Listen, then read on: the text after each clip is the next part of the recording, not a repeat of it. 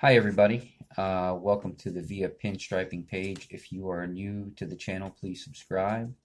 And if you are a returning subscriber, thank you so much for watching my videos.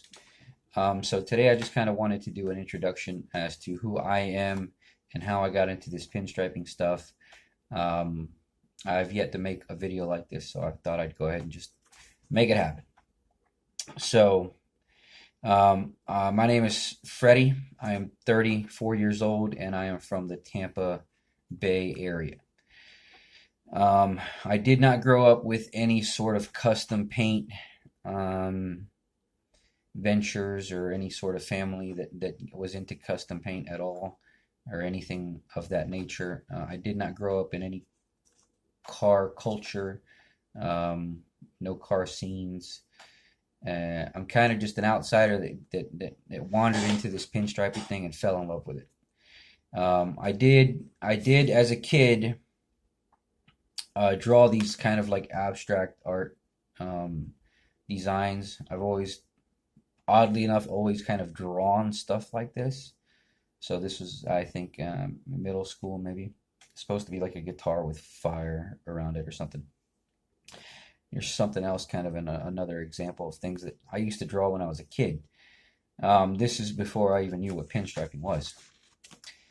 So I kind of always done similar stuff, hand-drawn, doodled. Never really dabbled with paint. I did have an older brother that was a painter, but he kind of did portraits and such. And probably the closest thing that I got to any sort of car culture was my first real car that got me out of town. The first one that would go 60 miles an hour because I had a few that were bust. But my first real car was a 1970 four-door Chevelle. It got wrecked into a couple of times by careless people, so I ended up with a couple of cool random paint jobs. The second one was a flat black paint job, and the guy that did the paint decided it'd be cool to lower it, so I went with it, and I kind of ended up with sort of a real cool looking flat black four-door Chevelle, very long, very low, and fell in love with the thing, and I drove it for like 10 years daily.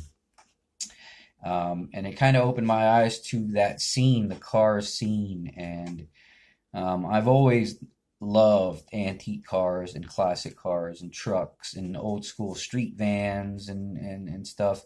I remember as a kid thinking that Alfred's car looked cooler than Batman's car. So when my brothers would see like an old sedan, they would call it the Alfred Mobile, kind of as a little thing towards me because I enjoyed kind of those cool looking wild kind of curves of the era of like the 40s, 30s, and 50s and such. But it's always kind of been an admiration of mine, and the paint jobs and such I always thought were just super cool. So anytime I saw an old school car, I'd have to stop and look at it, especially if I could talk to the owner. I always did it. Um, but yeah, growing up here in the Tampa Bay area, I never really knew of a big car scene. There are a lot of car shows here and there, but I just didn't grow up around it, so I didn't know much about it. Um, Actually, I was the way I found pinstriping and got into it was through Facebook. I was just kind of idly looking through some group pages of hand-drawn cars and these kind of cartoony stuff, like the ones where like the cars are all exaggerated and the guy's got his fist out like a big stick shift and his tongue's flying everywhere. And on an offshoot of that page, I found something called Pinstriper's Garage. So I started reading the comments and kind of paying attention to what the guys were doing. And so I submitted some drawings similar to this, I guess, kind of to show uh, fan art, I guess, because I enjoyed what they were doing, so I kind of wanted to mimic it with pen and paper. And a lot of the guys that were on there were just kind of encouraging me to grab a brush and some paint. So I didn't want to spend the money on it originally because I'm real cheap. But my girlfriend kept threatening to buy me a kit, like one of those kits that you can buy for like $300 It's got a bunch of paint and stuff all together. And I told her, look, what I'll do is I'll grab my own brush. I'll get my own brush. It's only gonna be 20 bucks. I'll get a can of paint. It's gonna be another 20 bucks, and I'll start like that, just so she wouldn't spend the money. And sure enough, I got the stuff, and I was horrible at it. I mean, the first year was just really difficult, and just practicing and practicing and kind of obsessing over it. Practicing maybe 4 or 5 nights a week in the beginning. And granted, I've always worked a lot, so I was always working like 6 or 7 days a week, anyways. And I would still come home and want to practice. It was just something that I was, like I say, obsessing over. I think I had a lot of excess energy that I was trying to put towards something. So I just kept going and going and going. And one of my first YouTube videos, if I don't know if you can find it, going way back, was just me trying to explain to friends of mine that thought I was using vinyl, to show them that it was hand painted. So that's what kicked off the YouTube channel. Just kind of doing that. And then I did one on mixing the paint for scroll designs, how to mix the paint. And after that, I just kept on going. The main reason behind the YouTube channel now that I saw there was kind of a need for was when I went to go find out information on particular moves, particular tactics, particular reducers. You really had to go to a lot of forums, a lot of different channels. You might get a little snippet information with this person. You might get a little snippet information on this page or with this group. And I just found it kind of wild that nobody had decided to put it all together on one place and kind of give it back for free, because I was not ever mentored. I never had an apprenticeship or somebody to tell me the trade secrets. Everything I found online. Luckily, there were a lot of good professionals that were willing to kind of post the stuff, on a public forum for everybody to read. And I much appreciate all of them. Steve Kashaiska, Von Dago, Ted Turner, Hansen, Hot Rod Jen,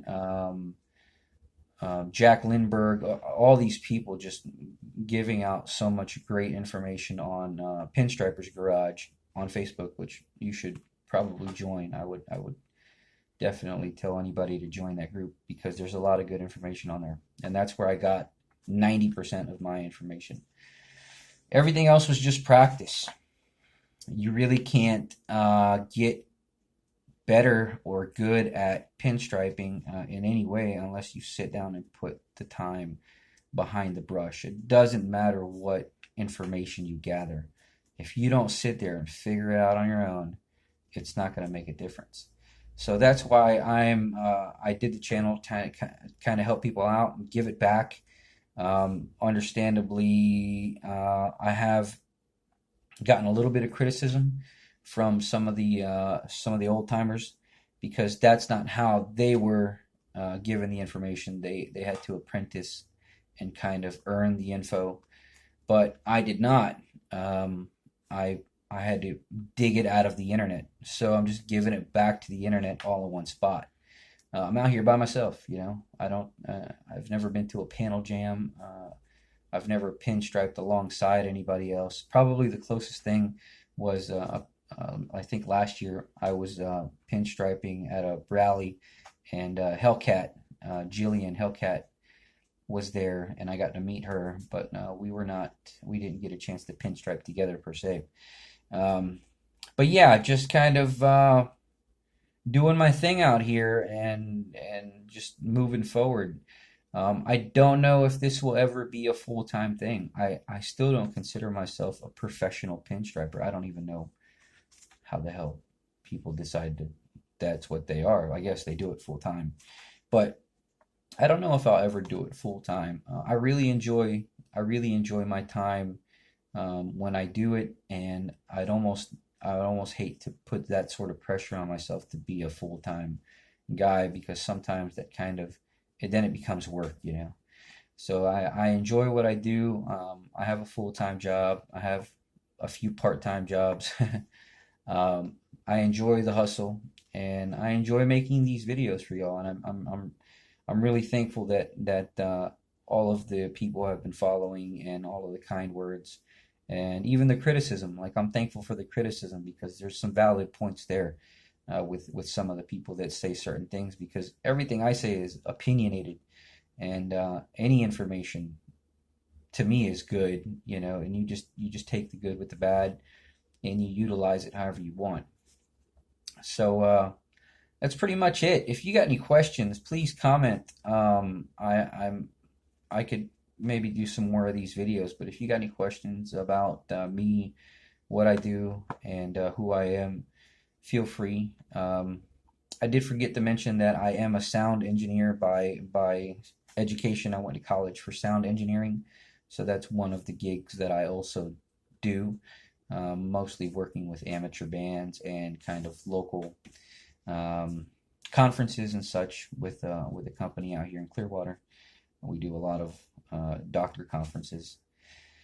Um, I think that's pretty much it. So thanks again for watching. Hopefully that kind of shed some light as to who I am.